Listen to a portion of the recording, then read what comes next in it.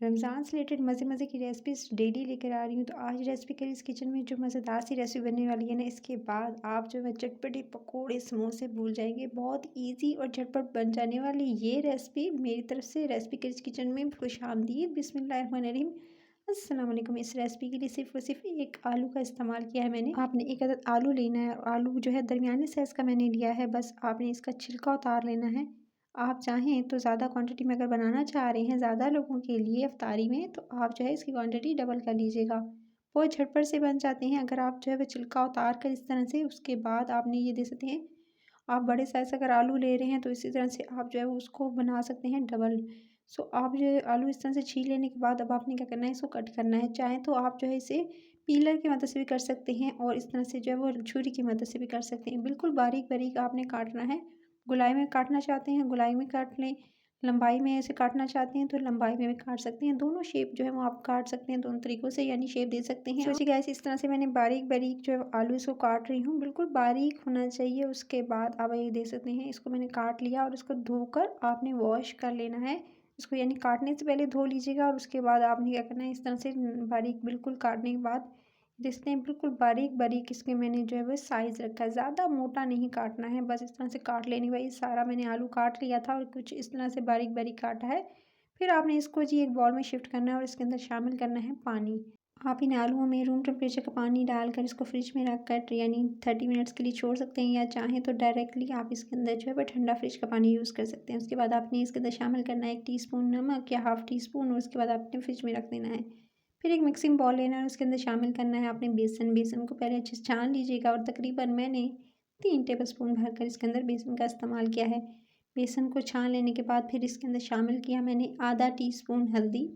हल्दी के साथ ही जाएगा इसके अंदर आधा टीस्पून सफ़ेद ज़ीरा। भुना हुआ ज़ीरा का इस्तेमाल किया है मैंने, इससे टेस्ट बहुत अच्छा आता है। एक ही दफ़ा में आप जो रमज़ान से पहले भून कर रख लें तवे पर, या रोस्ट करके आप इसे रख सकते हैं पैन में। उसके बाद आपने इसके अंदर आधा टीस्पून कश्मीरी लाल मिर्च और आधा टीस्पून ही कुटी हुई लाल मिर्च आपने इसके अंदर शामिल करनी है।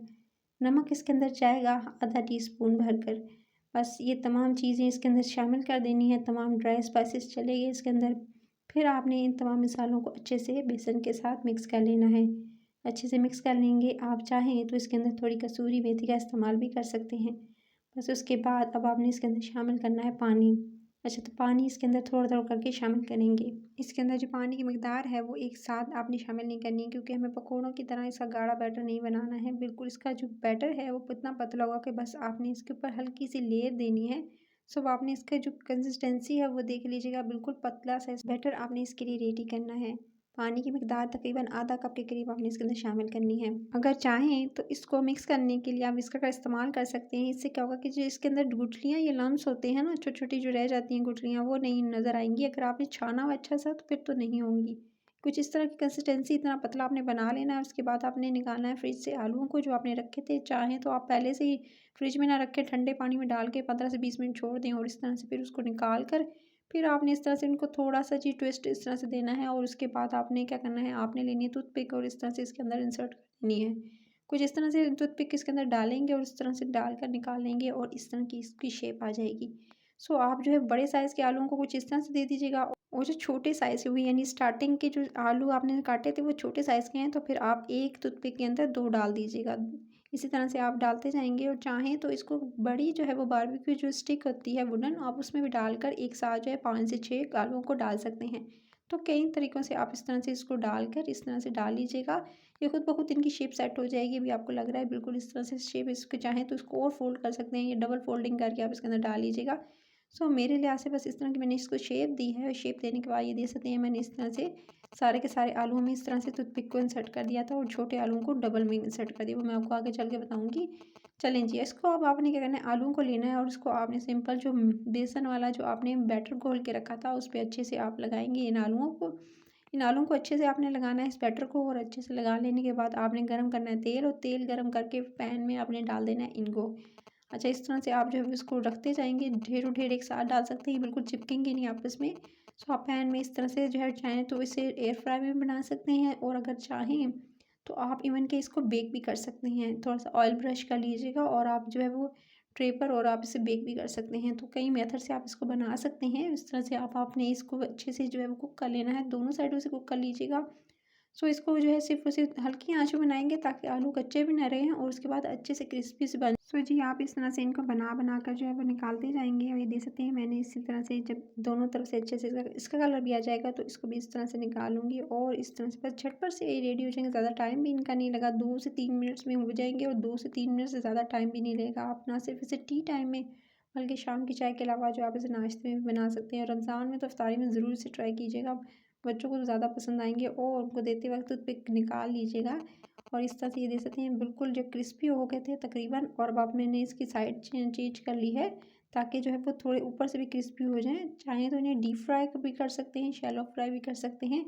तो जी ये सिर्फ़ और सिर्फ़ 2 मिनट के अंदर-अंदर बिल्कुल ये हो चुके हैं डन। बस अब आप इनको निकाल लीजिएगा किसी भी बटर पेपर, टिश्यू पेपर पर ताकि एक्स्ट्रा ऑयल जो है निकल जाए। इनको निकाल लीजिएगा और इस तरह से निकाल लेने के बाद किसी भी बटर पेपर पर, टिश्यू पेपर पर इसे निकाल लेंगे।